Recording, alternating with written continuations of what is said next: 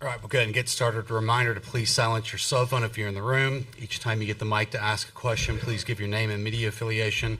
Recording of the press conference with any cell phone or camera is prohibited. We'll start with an opening statement from the head coach, go to questions just for the players, dismiss the players, and go back to questions just for the head coach. We're joined by Texas Tech head coach Jerry Glasgow and players Mia Williams, Caitlin Terry, and Nigel Kennedy. So, Coach, if you have an opening statement, feel free. All right. Always tremendous honor to get a play in Oklahoma City and on this field and on this complex. And, at the beginning of the game in the heat, there really wasn't that many people. I thought it was going to be a small crowd. And then it just kept building and building. And it ended up being an electric crowd even tonight. I was just shocked how many people were here. I was shocked how many Red Raider people were here. And Alabama had a really good turnout, too. So very fortunate to have such an outstanding venue to hold the World Series. And the city of Oklahoma City, it's just they take care of us everywhere you go. Restaurants, stores, everybody's excited about the World Series here, and you can feel it when you're out and around. Next, Alabama, 56-9. What a great season! Congratulations to them. Coach Murphy and his contribution to softball has been enormous. He told me tonight his first time here was 2000, and I can remember. Around 2001 and 2, I was coaching travel ball, and I can remember going to Alabama, and he showed me all through the locker room and showed me all through the facilities, and he was just first class promoting the sport, and he always has been. Just tremendous to get a play against him here in that setting, and great honor to get to be on the field with him. 56-9 and number one seed in the overall tournament. I tip my hat to them. I know it's a tough way for them to go out, but when they look back and when those girls look back 25, 30 years from now, they're going to realize how good a season they had. As far as my team, I'm just so proud of my girls. They've really bought in I feel like the last 30 days that we just have come together and became a whole different team, and they're just playing for each other so well now.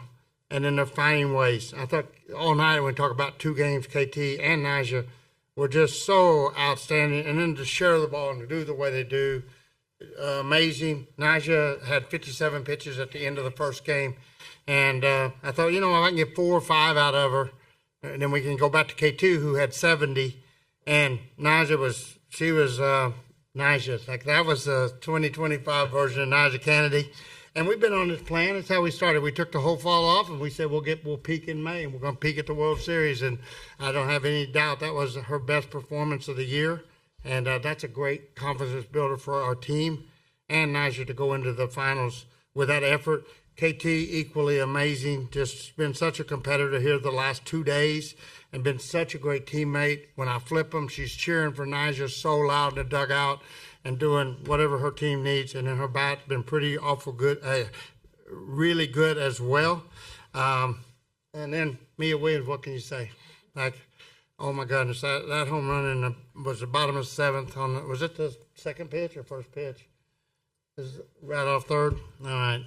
But anyway, first at bat, first person up with the lead, and just so good and so clutch. And then she was 0 for 3 at that point, and then next 3 at bats gets hits. Just says so much for her. Her defense was also absolutely outstanding, and her defense has been tremendous all year, just a greatness. So surrounded by 3 great athletes, and then a whole team in the back. It's just great kids. Super proud of them. Okay, we get a questions for players, front row on the left here to Jake. Jake Trotter, ESPN. Naja, what do you think about getting another shot against the Longhorns? Yeah, I feel like, I don't know, I'm just excited to be able to make it to the Champ Series again. It's honestly just a blessing to be able to play them again. I feel like it's good for the state of Texas, too, just showing how good softball is in the state, and I feel like we're going to get a good turnout. Okay, go to the right side, front row, Brady. Brady Vernon, Softball America. Naja, I'm sure there's been some frustrations over the last couple of weeks, but what was your kind of mindset to get you ready for this second game, and why do you think you kind of performed the way you did? Yeah, honestly, Coach Tara just kept saying to go at hitters, and I don't know. I just kept reminding myself like timid has no power, and God doesn't give the fear. God doesn't give the spirit of like timidity. So just trying to remembering that and remembering like anything like that's not from God, and just knowing to go at hitters. Okay, you go to the left side front row, David. David Collier, KMAC News. Mia, take us through what you were thinking when you were rounding the bases after you knew it was gone. I don't even know. I was so excited. My glasses were foggy. They were crooked. I was trying to fix my glasses and cheer at the same time. It was just amazing. Okay, we go to the right side front row. Pete Christie, KCBD in Lubbock. For Nyjah, playing in your record 19th game here at the Women's College World Series, can you just talk about, as you got stronger as the game went on in the second game, and the finish with the 2-hit shutout, you got to be extremely pleased. Yeah, definitely. Honestly, this postseason hasn't gone the way I wanted it to go. I feel like I haven't been my best. So, but like Coach Glasgow said, it's about when you peak, and I don't know if I'm going to be good. At least it's good towards the end of the year. So, More questions for players? Okay, we go front row left here, Nathan. Nathan Geese, Lubbock Avalanche. For Mia and KT, if you could just kind of take me through the ups and downs of that first game and just being able to finish it off with your home run, but then just how are you regrouping in between games and just kind of resetting for the second one was such a short turnaround? I mean, yeah, just this team just stays hype all the time. In the locker room, we were playing music, just kind of vibing with each other, but also staying locked in. This team can flip a switch real quick and stay locked in. So yeah. Yeah, they were two really good pitchers. So I think just coming out, sticking to our plan, even though some at bats it might not have gone the way that it was supposed to, but just sticking to the plan. Okay, go to the right side front row, Brady. Brady Brennan, South America, just for any of you three. Jerry kind of talked about that closeness in the last 30 days, but how does that really show in the last 3 elimination games and just the really tight games and trusting one another? yeah, I think it just shows that we want to fight for each other. I mean, I feel like we've gone through a lot, but it's honestly just brought us closer together and it makes us want to fight for each other. Okay, we go left side front row, David. David Collier, KMAC News. For Caitlin and Mia, what's it mean you made the decision to come to Texas Tech, and what's the feeling now knowing that you're 2 wins away from the goal that you guys set out for at the beginning of the year? Yeah, I think it's one of the best decisions I ever made. This is probably the best coach I ever played for. He just believes in me so much, and it makes me emotional talking about it because just having that feeling of someone believing in you is just one of the best things ever, and I love him. I mean, yeah, this is a big reason why we all came here. Like we said, job's not finished, but going off of Mia, Coach Glasgow's been the best coach I've ever played for. Just seeing him at third base, just knowing that he has the confidence in you when you're up at the plate, it's just amazing. Okay, go left side front row. Nathan Geese, Lubbock Avalanche Journal. Nyjah, I want to ask you because you've been on both teams, but Lauren had the game-winning sac fly to get you guys to the championship last year. She had the game-winning catch here and that grand slam against Ole Miss. What has she meant to this program and just the way she kind of leads and carries herself and produces like that? Yes, Lauren is so clutch. Like if there's anyone I want in the box, it's Lauren Allred. And honestly, just her and Maya together, I feel like if Maya's on base and Lauren's in the box, they're gonna find a way to score. And I feel like she doesn't get enough credit for all the things she does, both on and off the field.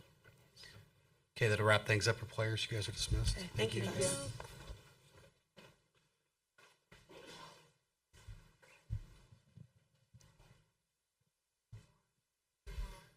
Okay, we'll start questions for Coach. Right side front row, Brady. Okay, I may need help. Brady Brennan, South America. Just, Jerry, I know coaching superstars can be very hard, and especially this job and this team. But the ESPN cameras kind of caught your interaction with Nyjah after she gave up that game-time home run in the first game. What did you feel like she needed to be kind of talked to and worked through, and what she needed in that moment? I could say I don't remember, but I do. So I better not. She shook off she shook off a fastball and threw a changeup, or vice versa.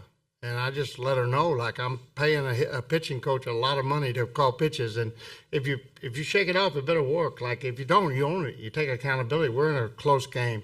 I mean, and I hope I said it in a way, but I mean, I don't waste, like, it's kind of shocking to me when the kids talk about I'm a good coach, because I'm hard on them. Like, I'm a hard coach to play for. People don't realize that. They watch a press conference, but in practice, we got a job to do, and there's a perfect. You're never perfect, but there's a right way to do things, and I want my kids to.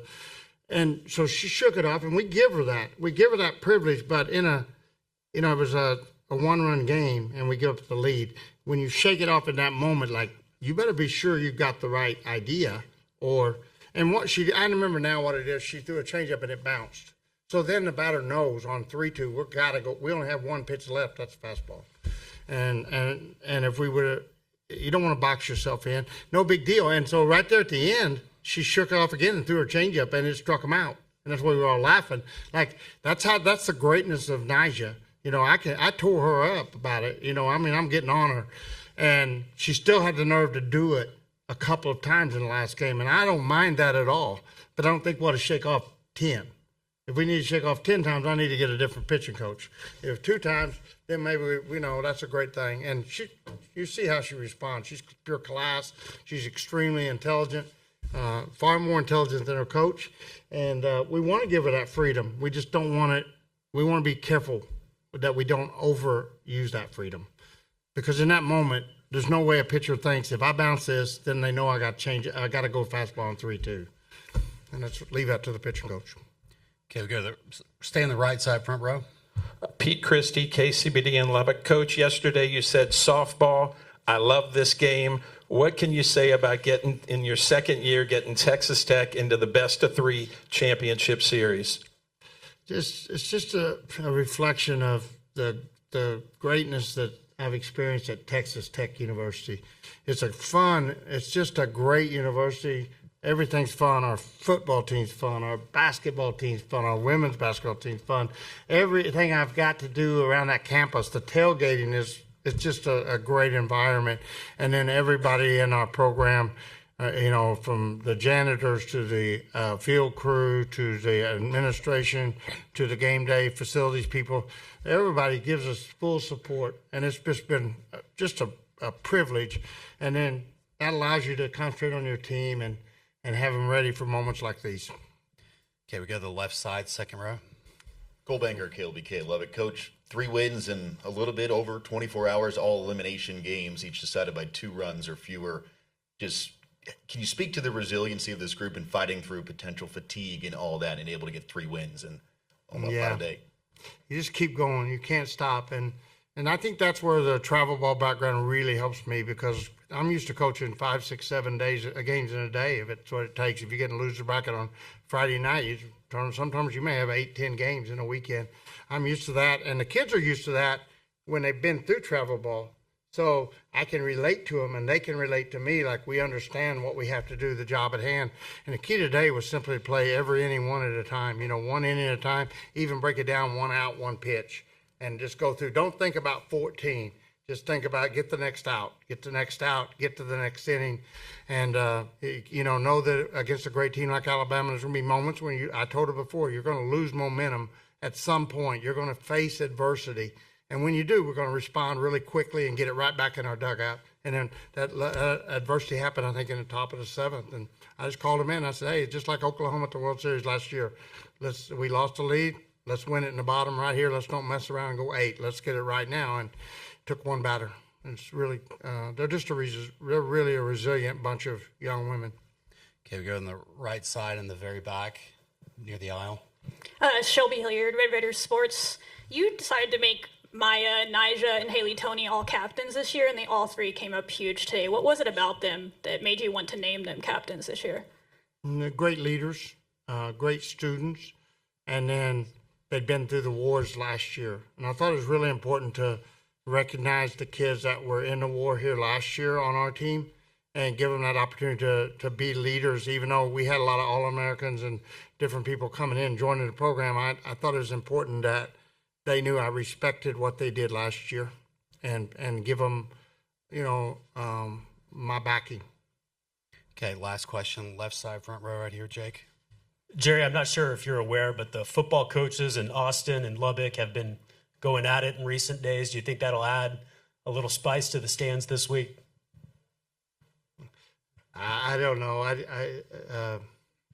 I don't know much about football, so I don't know. It won't bother me. I'm going to coach softball, and I doubt Whitey cares a whole lot about football right now either.